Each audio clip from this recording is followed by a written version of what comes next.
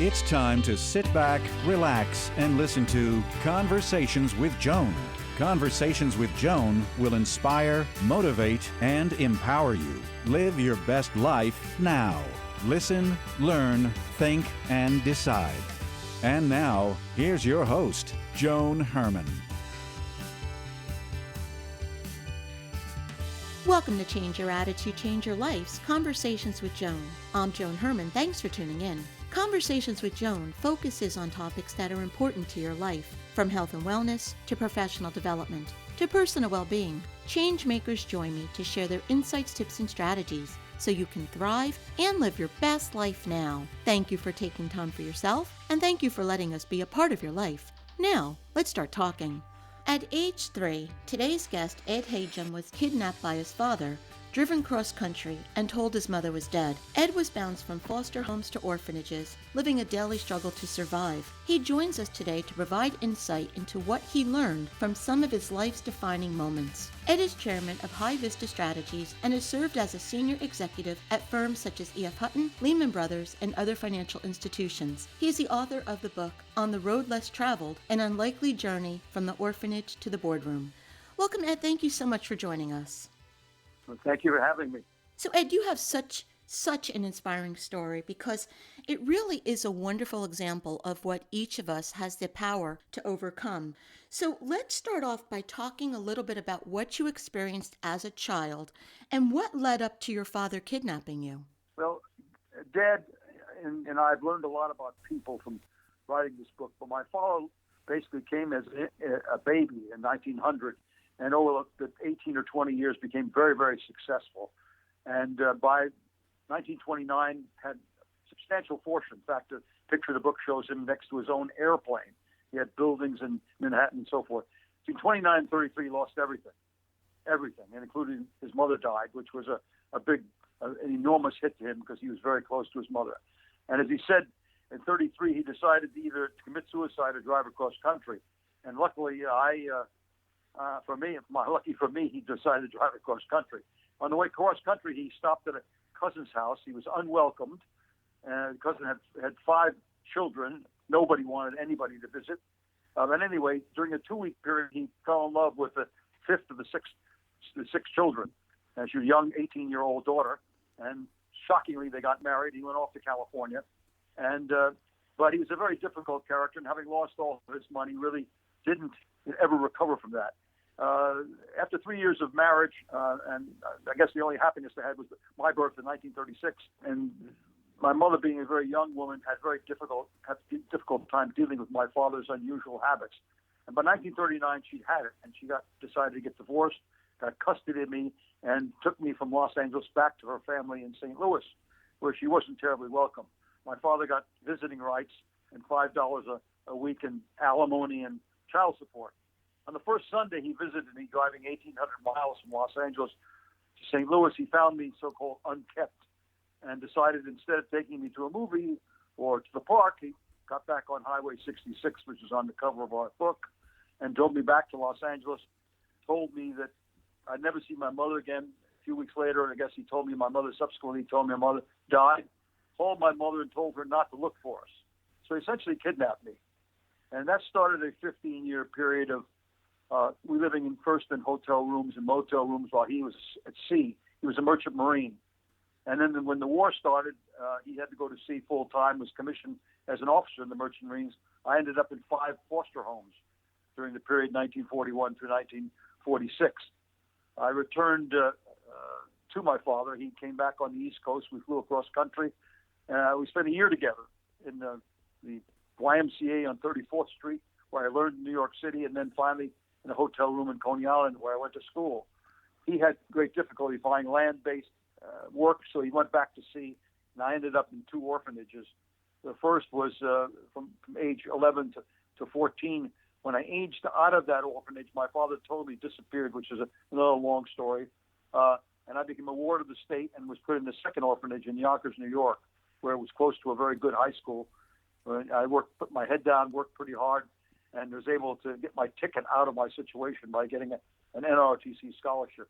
That's a thumbnail of an Ejira, a trip that covered about 15 to 20 different locations. And I guess, considering the foster home started with one that was very difficult and abusive and so forth, and ended one which was very wonderful and warm and welcoming.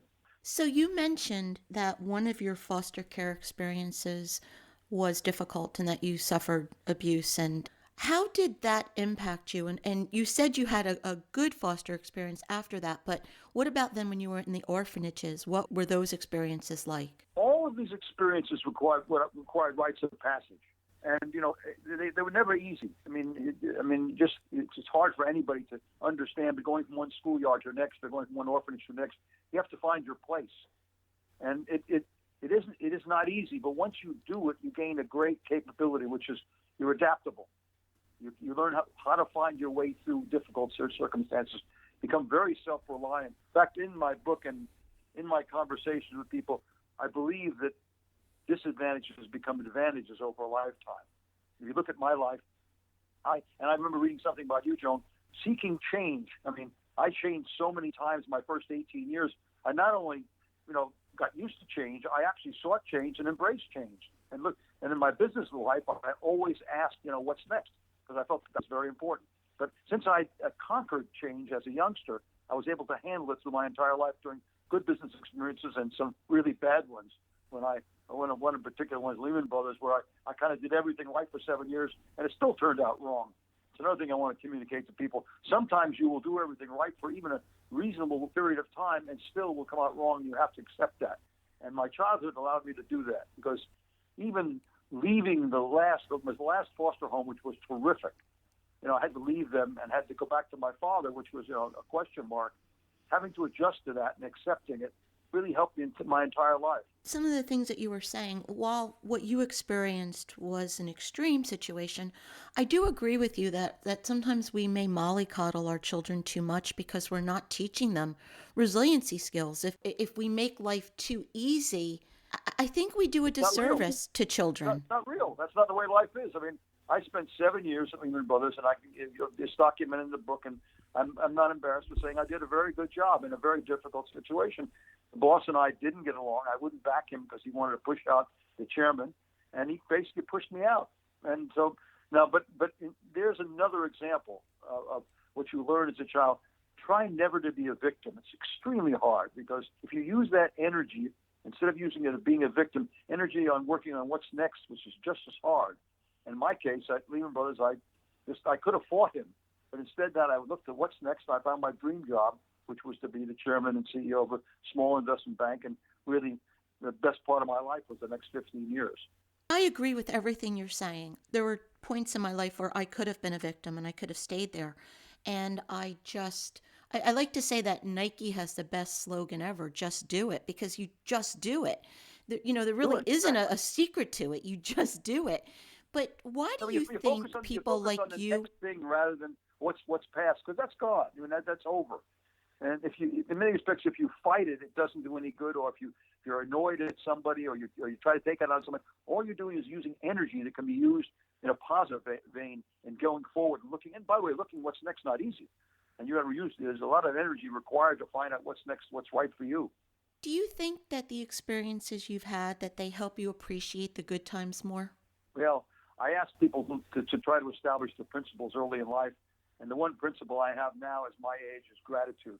I am truly grateful for having the chance to live the American dream and all the things that have been given to me. Yes, I think that's very important. That's another problem you have with people, unfortunately, that have done well.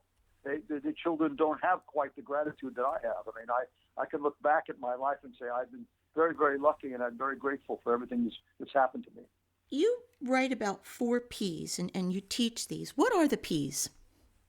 Well, you see, I contend one of the only constant in your life, and I think maybe you'll agree with this too, is your inner voice.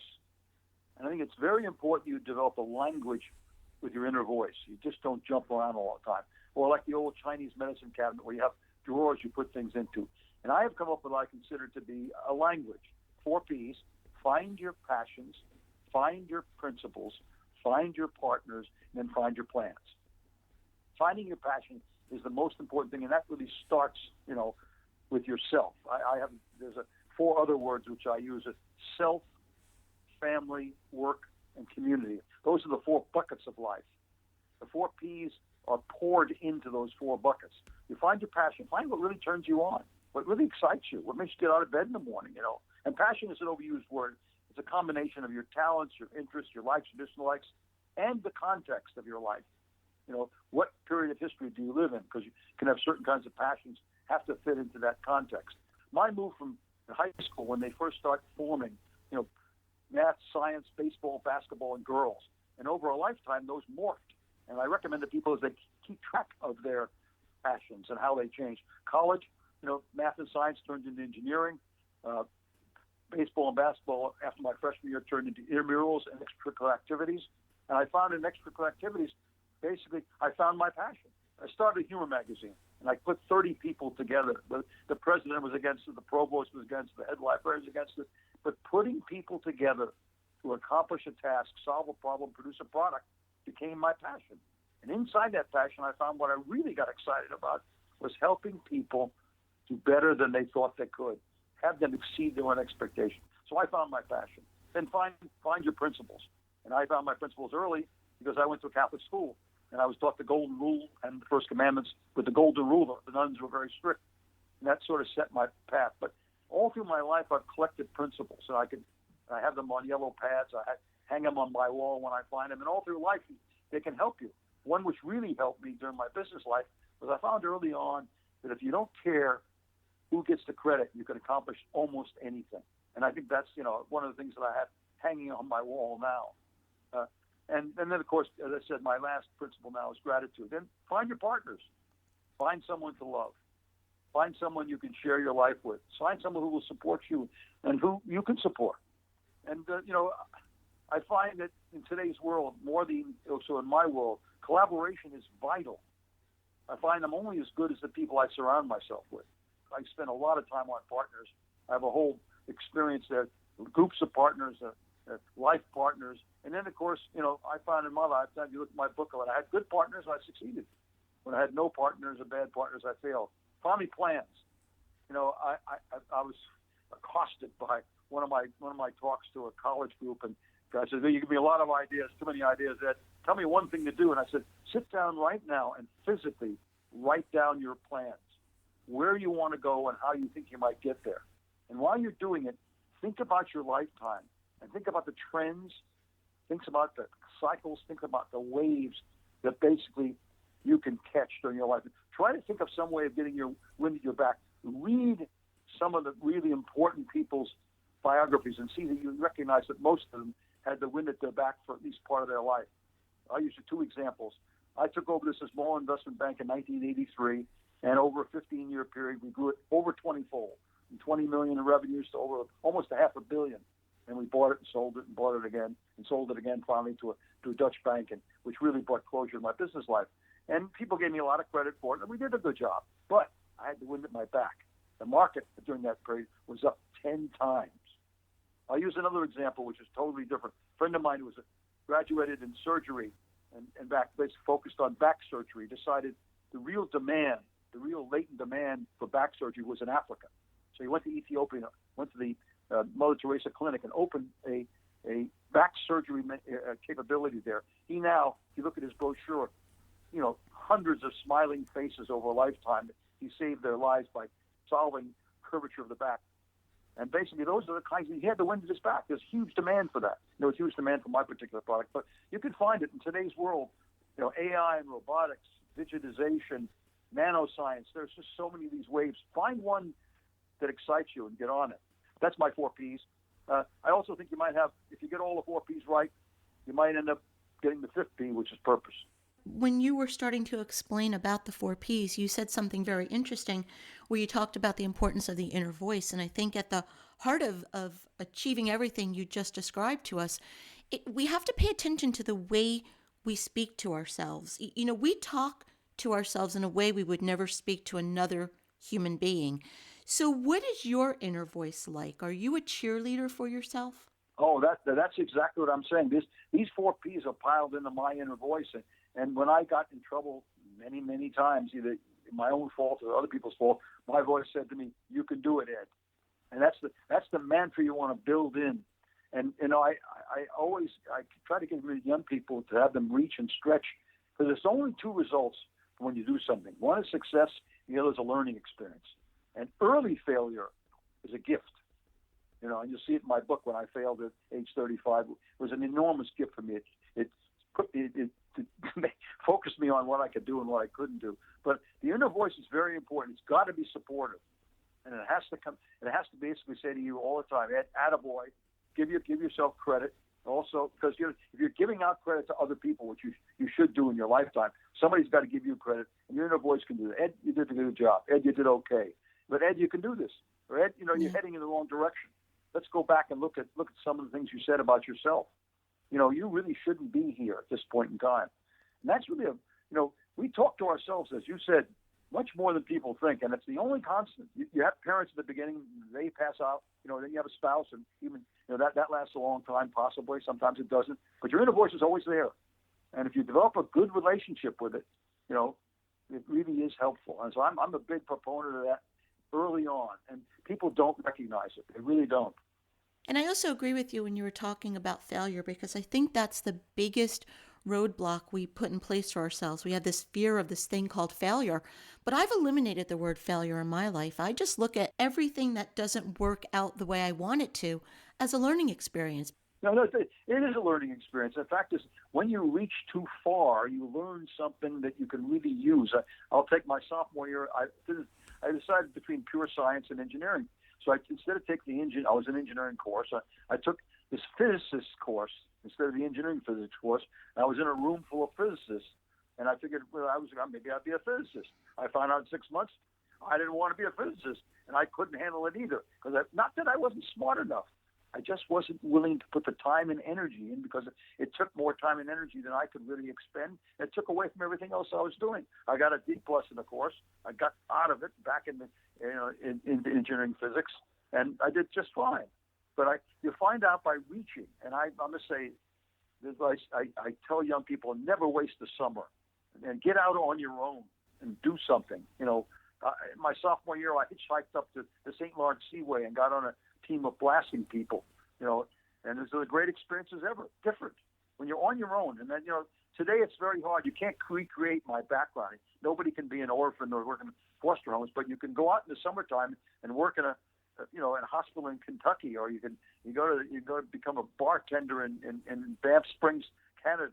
I mean, these adventures, and I had a lot of them, are very, very important. Adventures and work experiences where you're just a name. You go up to the St. Lawrence Seaway and you bang on someone's door and say, "I want a job." He says, "Get out of here." You say, "No, I want a job," and you get one. I love the title of your book, On the Road Less Traveled, because when you look at your life, you're doing things that you probably never imagined you would be doing. I know I'm doing things that I never imagined I would be doing. I was a middle-aged wife and mother who started this brand at a time when most people think, you're starting to slow down. I was ramping up. Anything is possible. It is. Well, that's the main message in the book, and I'm giving a graduation speech, and someone said, "What's your main message?" I said, "Anything is possible." It really is. A little bit of hard work and the scope of your imagination is your only limitation. I mean, in today's world, it's actually, you have much more freedom now than we've ever had. But looking back historically, the amount of scholarship money, the lack of prejudice, the ability in a stroke of a key where you can contact markets all over the world. I think today there's more opportunity than ever before for young people, and that's what I want to get across. But anything is possible. I really believe that, and education is the solution. I mean, you have to continue to be educated and continue to take on what's new, what's going on. And I no matter what I do, and I become a pain in the neck in most of the boards I sit on. I founded a golf club up in Nantucket, and I always say every year we got to do a little something new. Maybe it's a terrace, maybe it's changing the locker room or adding something to the short game. But I think that's what exciting, but it's important. You cannot sit still. And I get a kick out of you in your experience. There's no time that's too late to start something new. Look at me. I mean, I'm now doing something I never thought I would do. I was never a great writer, and I spent my entire life under the mantra of being happy is to be hidden. When I was on Wall Street, I was a strategist, a pretty well-known strategist. But when I got called by a radio station or a TV station, I would stay out of the public eye completely. I never wanted to be public because I always felt that publicity was the next step before jail. And here I am now, on radio 2 or 3 times a week, television once or twice a week, getting out, trying to get my name known, something I never thought I would do. And, I'm doing it. And as you said, it's never too late. And when you travel that road, like you said, there are wonderful surprises there. You end up doing things that you didn't even know you would like doing. Oh, I'm having, but meeting you, I'm having more fun with this than I ever thought I would have. It's exceeding all my expectations, and I'm doing some good. I got a letter from somebody's mother the other day, and she said her daughter had decided, because of my conversation, decided to go to college. That pays for everything I've been doing for the last year. That's just that one experience of one young lady decided instead of, not going to work, she's going to go to college and find her passion. That excites me. And it pays for all the things I'm trying to do. I don't think there's a greater gift than being able to make a living doing something you love that actually serves some good in the world. That's hard to find. I didn't find it. When you're working on Wall Street, that's not the case. You're not doing that much good for the world. You're out there trying to make a living and so forth. And I must say, I pivoted somewhere in my 40s. There was a second golden rule in my life besides doing to others, which was he who has the gold rules. I had to gain financial stability. I had to seek out financial resources. But in my 40s, when I'd done a reasonable job of that, I shifted from seeking financial rewards to freedom. And I went, instead of going to a prestigious Wall Street firm, I went to a very small, unknown one. But there I had freedom. It was my shop, and I could do what I wanted. I could create what I wanted. And I swapped the finest dining room on Wall Street and my office overlooking the harbor and Statue of Liberty for a dining room, which was 2 hot plates in a conference room, and my office overlooked the wall of another building. But I loved it. And as you say, if you love your work, you're really not working. And I was doing good, too, because I was hiring people, giving people a chance to spread their wings. It was really a lot of fun. I had a great time. We hired over 800 people over a period of 15 years. The book is On the Road Less Traveled, An Unlikely Journey from the Orphanage to the Boardroom. If you'd like to get more information about Ed and his work, you can visit edhajim.com. Ed, thank you so much for joining us. Oh, well, thank you so much for the conversation and for the very good questions.